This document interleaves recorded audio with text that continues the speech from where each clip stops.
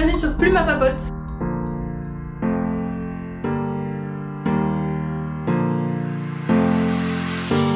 On se retrouve en fait juste après mon chit-chat bookshelf pour cette fois-ci un book and haul. Donc idéalement je vous publierai la vidéo très rapidement, mais je me connais point de vue du montage, je sais pas quand j'ai monté cette vidéo. En fait la situation c'est que je viens de d'arranger un petit peu mes bibliothèques dans mon salon et que j'ai fait un petit tri, mais un mini tri, parce que très régulièrement en fait j'évacue des livres dès que je les ai lus. Généralement je les enlève de ma bibliothèque, sauf quand ce sont vraiment des coups de cœur ou des livres que j'ai achetés quand même à un certain prix.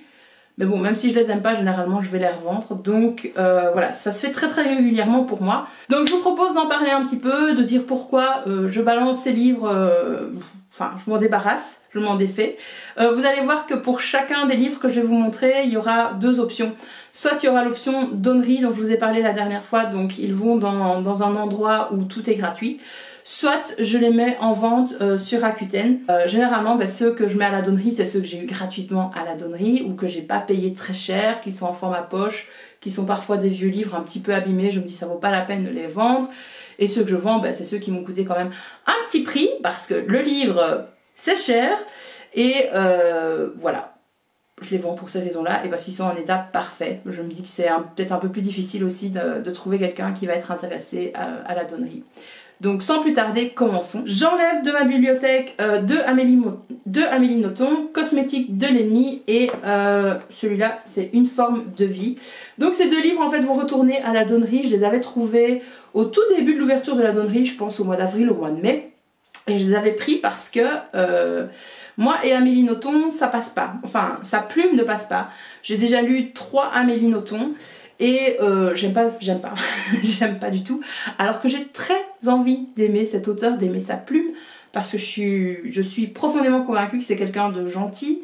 Quand je vois les vidéos de Cédric Armen qui est fan d'Amélie Nothomb, ou ah mince, encore une autre chaîne, c'est pas le marque-page, enfin je sais plus quelle chaîne YouTube en avait parlé du dernier Nothomb. Je me dis que c'est quand même une auteure qu'on ne peut pas contourner, qu'on doit lire, mais j'y arrive pas. Et donc j'avais pris ces deux-là en me disant tiens je vais les lire. Je pense même que celui-là je l'avais déjà lu en fait. J'en sais trop rien. Ils sont là depuis des mois, je les ai pas ouverts, je les ai pas touchés. J'ai remis d'autres livres par-dessus. Donc je vais en faire profiter quelqu'un d'autre et ils vont retourner à la donnerie. Un autre livre qui s'en va, c'est celui-ci. Pas pleurer, dont je vous avais parlé dans une vidéo papote lecture. Donc en fait c'est un livre qu'on m'a prêté, donc il va tout simplement revenir à la personne qui me l'a prêté. Je l'avais pas rendu avant parce que j'avais pas vu la personne pendant de longs mois. Donc voilà, c'était franchement pas un coup de cœur personnellement. Je lirai pas d'autres livres de Lydie Salveri, je ne sais pas comment ça se prononce. Mais bon. Alors un autre livre qui retourne à la donnerie sans que je l'ai lu, celui-ci. J'ai voulu le commencer hier. J'ai lu le prologue, j'étais ah non ça va vraiment pas passer. Ça avait l'air un petit peu mystique en fait quand on regarde la couverture parce que on a une dame manteau rouge avec des ailes d'ange. Je sais pas si ça vous fait le focus. Fais le focus là-dessus, pas sur moi. Non, ça vous fait pas le focus, désolé. Et puis en fait, en lisant le truc, ça n'avait pas l'air bien. Le livre est pas non plus dans un super état, il y a plein de tâches. Donc il me donne pas très envie, donc il va retourner à la donnerie. Un livre que j'ai lu qui va à la donnerie, c'est Des souris et des hommes de John Steinbeck. Je pense que je l'ai bien prononcé. Celui-là je l'avais aussi reçu en don, mais pas à la donnerie, via une dame en fait qui donnait 2 caisses de livres. Et il y avait beaucoup de classiques en fait. Donc tous les classiques en poche que j'ai derrière moi viennent de cette dame, qui a été très gentille de tous me les donner. Je l'ai lu. Quand j'ai commencé à lire, enfin peu avant que je commence à lire, une de mes amies m'avait dit que c'était un chef-d'œuvre. C'est en effet un bon livre et en commençant à lire tu pressens le drame qui va arriver. C'est un petit peu pour ceux qui ont lu l'affaire Harry Kéber. T'as le même sentiment de catastrophe imminente en fait. Mais c'est beaucoup plus court, ça se lit beaucoup plus vite. Et même si c'est un classique, je m'attendais à un niveau de vocabulaire et de grammaire, de syntaxe très compliqué. Pas du tout, c'est extrêmement facile à lire, je vous le conseille. Donc il retourne à la donnerie, on va en faire profiter quelqu'un d'autre. Pour le moment j'ai parlé que de poche, mais voici un grand format. Je Je vous présente Le Miroir d'Or, Le Miroir d'Ambre, donc c'est le 3e tome de La Croisée des Mondes. J'ai ce livre depuis mon adolescence, c'est le grand format parce que au moment où je les ai achetés, où je l'ai acheté en fait, les 2 premiers tomes étaient sortis en petit format mais pas le 3e, donc j'avais acheté les 3 d'un coup. Un jour je vous parlerai de ma vie de lectrice adolescente à la campagne, comme c'était fun. T'avais intérêt à acheter toute la série d'un coup ou sinon t'étais gueusine quoi. Donc voilà, celui-là je ne vais pas le donner, même si je l'ai adoré et que j'aimerais bien le faire partager à tout le monde. Je le mets en vente sur le site parce que même si je l'ai acheté quand j'avais peut-être 15 ans, peut-être moins même moins de 15 ans, je sais plus quel âge j'avais quand j'ai lu À la Croisée des Mondes. C'est quand même, je pense, une première édition francophone, je pense en tout cas que c'est la première édition. Il est en état nickel pour l'âge qu'il a ce bouquin, donc voilà. J'aimerais me retirer un petit peu de sous de la vente de ce livre pour m'en racheter d'autres. 3 livres qui vont aller à la donnerie, des livres de cuisine. Un sur les asperges, il est très bien, mais je mange pas suffisamment d'asperges, enfin je fais tout le temps les mêmes recettes, donc voilà, j'ai pas envie d'en tester d'autres. Un sur les potages et un sur Délicieusement Léger, voilà. C'est des livres de recettes, ils sont bien, mais je les ouvre pas, j'ai d'autres livres de recettes que je préfère, donc voilà. Alors, un livre aussi en vente, Moonlight Hotel, que j'ai essayé de lire 3 fois, je suis jamais arrivée, donc c'est bon, ça suffit, il part. Et comme c'est un grand format, qu'il est nickel, que je l'avais acheté d'occasion quand même à 9 € au lieu de 23,10 €, 21 €, mais 23,10 € en Belgique, parce qu'on n'a pas encore le prix du livre unique. Donc j'aimerais bien en retirer un petit peu d'argent, même si je l'ai acheté il y a longtemps. Il y a juste une trace rouge de vernis là, je viens de remarquer. Je sais pas si c'est moi qui l'ai faite ou quelqu'un d'autre. Je ne sais absolument pas de quoi ça parle. Je sais qu'on était dans un désert, comme dans un hôtel. C'est peut-être un truc d'espionnage, enfin j'en sais rien. J'ai commencé à lire et j'y arrive pas, j'accroche pas du tout. Donc voilà, 3 fois. Hein. J'ai quand même essayé 3 fois, ça marche pas. Donc à un moment donné, bah, ce livre n'est pas fait pour moi et il va repartir. J'ai tué Miss Peregrine. Je vends mon coffret de Miss Peregrine, Miss Peregrine's Peculiar Children. Donc il y a le tome 2, le tome 3, etc. qui viennent de se faire la malle. C'est le tome en paperback en anglais. Il y a cette petite carte postale en plus avec les enfants particuliers. Voilà, j'ai lu les 3 tomes. Je me suis embêtée à la lecture de ces 3 tomes. Autant le premier était franchement très très prometteur. Plus on a avancé, plus je me suis dit mais c'est quoi pourquoi dans cette série en fait, je pense que je vous en avais parlé, je ne sais plus, lors d'une des premières vidéos sur ma chaîne. Je pense que l'auteur s'est totalement trompé de héros. On suit Jacob ou Jacob, alors que en fait l'auteur voulait pas faire son livre sur lui mais sur sa copine. Et il aurait eu raison parce que la copine est vachement plus intéressante que ce gamin là. Donc je sais pas pourquoi il a choisi le point de vue d'un adolescent franchement pas très courageux, déprimant et suicidaire. Mais ça m'a fait penser à Twilight, point de vue des héros mal choisis. Stéphanie Meyer avait fait exactement la même chose. Elle aurait pu faire une super saga avec Rosalie. Elle nous a choisi Bella. Alors ici on n'est quand même pas au même point, hein, point de vue de la catastrophe. Mais pourquoi nous parler de Jacob? Je sais pas. Donc je fais pas du tout bien la promo de ces 3 livres, mais ils sont en vente sur ma boutique. N'hésitez pas à les acheter.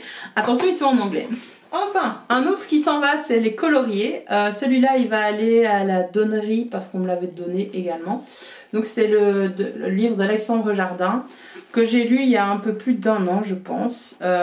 C'était bien, mais vachement allumé. Je ne le relirai jamais. J'en ai un autre d'Alexandre Jardin que je vais peut-être garder. Je suis en train de me dire que je vais peut-être le virer quand même. Hein. Je ne le relirai jamais non plus. En fait, je sais pourquoi je garde l'autre. C'est pour vous en parler en vidéo. Donc je vais garder l'autre. Mais celui-là, je ne le relirai jamais. Je l'ai lu. C'était intéressant de voir une autre façon de faire. C'est une façon de faire d'un auteur. En tout cas, c'est une plume. J'ai pas cette habitude de lire ça. Donc c'était franchement une belle expérience. Mais ça n'a pas non plus été un coup de cœur. Franchement pas. Alors, je vous en parlais dans ma dernière vidéo, mais ceux qui s'en vont, ce sont mes mangas également. Donc, toute la collection des mangas fake est en vente sur ma boutique Price Minister. C'est bien, ils ne sont pas mis dans le même sens. Il y a tout. Voilà, on peut, si vous avez envie de tout acheter. C'est une bonne série manga, j'avais bien aimé, elle est complète, mais je les ai pas relus depuis des années. Donc voilà, ça sert pas à grand chose de les garder, j'ai envie de vous dire. Autant se faire un petit peu d'argent et acheter d'autres choses, d'autres livres.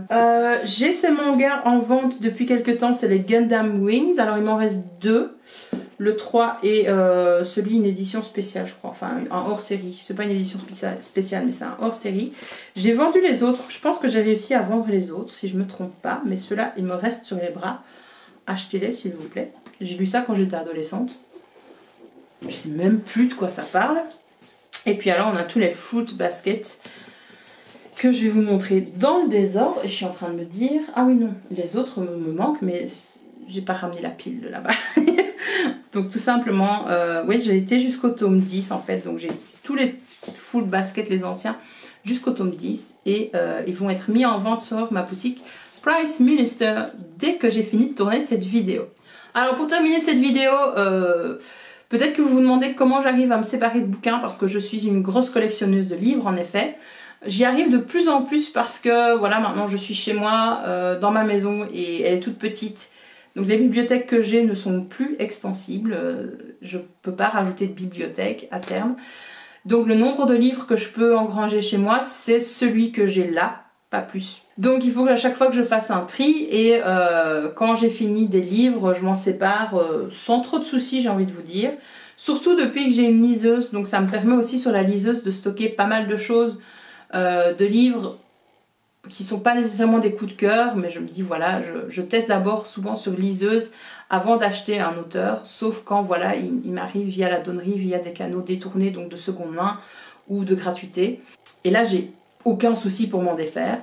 Ça me permet en fait, via la liseuse où les livres sont moins chers, via la donnerie ou les boîtes à livres, la chasse aux livres également, via le seconde main, de m'allouer un plus gros budget pour des belles éditions. C'est pour ça par exemple que j'achète tous les Harry Potter en version illustrée, que je peux m'acheter les Outlander par exemple neufs. C'est grâce à ça, parce que j'adore lire, mais c'est un sacré budget malheureusement, et je peux pas tout acheter. Voilà, il y a un moment donné où je me dis non, c'est bon, j'ai acheté 3 livres, c'est pas possible. Donc ce que je fais aussi parfois, c'est que j'attends qu'ils sortent au format poche, puisque les éditions francophones, elles me déçoivent assez souvent. Je pense que j'en ai déjà assez souvent parlé sur ma chaîne, mais les livres à la couverture blanche, avec juste un titre noir, ça me saoule. Moi j'ai envie d'acheter un bel objet. Ok, le papier, la qualité du papier c'est quelque chose, mais il me faut aussi une illustration de couverture, une belle couverture, des caractères lisibles et très faciles à lire. Tant qu'à faire, hein, tant qu'à dépenser 25 € pour un livre grand format, autant que ça paye. Donc parfois, j'attends qu'ils sortent en petit format, en format poche, et si ce sont des coups de cœur, eh bien ils restent là derrière moi. Ou sinon, eh bien ils s'en vont. Généralement, je ne revends pas mes formats poche, parce qu'ils s'abîment très très vite. J'ai tendance à les balader de gauche à droite entre ma maison et mon lieu de travail, donc ils s'abîment vite dans mon sac. Puis finalement, j'ai un livre que j'ai acheté maximum 6 € ou 7 €. Est-ce que ça vaut vraiment la peine de se refaire de l'argent dessus? Je suis pas sûre. Après, c'est vrai que le fait de prendre des livres dans les boîtes à livres, dans les donneries et les autres canaux que je vous ai cités auparavant, ça veut dire que je ne lis pas nécessairement ce que j'ai envie de lire. C'est très rare de trouver des romans de fantasy à la donnerie par exemple. J'en ai pas vu depuis que j'y travaille, depuis que j'y suis bénévole, depuis le mois d'avril. C'est très difficile également de trouver de la science-fiction. On trouve des livres en fait de la littérature très très courante, mainstream, blanche, je crois que c'est comme ça que ça s'appelle. Donc voilà, parfois j'ai très très envie de me faire plaisir avec une belle édition, avec un livre qui me tente, d'un auteur que j'adore. C'est le cas de Ken Follett par exemple. J'ai trouvé un Ken Follett en format poche à la donnerie, mais j'ai pas trouvé le dernier qui venait de sortir bien entendu, et surtout pas en anglais. Non, celui-là j'ai dû me lâcher. Je vais terminer cette vidéo unhaul maintenant. Merci d'avoir regardé la vidéo jusqu'au bout. N'hésitez pas à me dire dans les commentaires si vous aussi vous gardez vos livres, vous les thésaurisez, vous êtes fan de belles éditions, ou si vous en foutez complètement. Ça m'intéresse de savoir un petit peu ce que vous faites, vous les personnes qui regardez mes vidéos. Merci beaucoup de m'avoir suivi jusqu'ici. Si vous avez aimé la vidéo, n'hésitez pas à la liker, n'hésitez pas à mettre un commentaire, n'hésitez pas à la partager avec les personnes autour de vous. et je vous dis à très bientôt. Bye bye!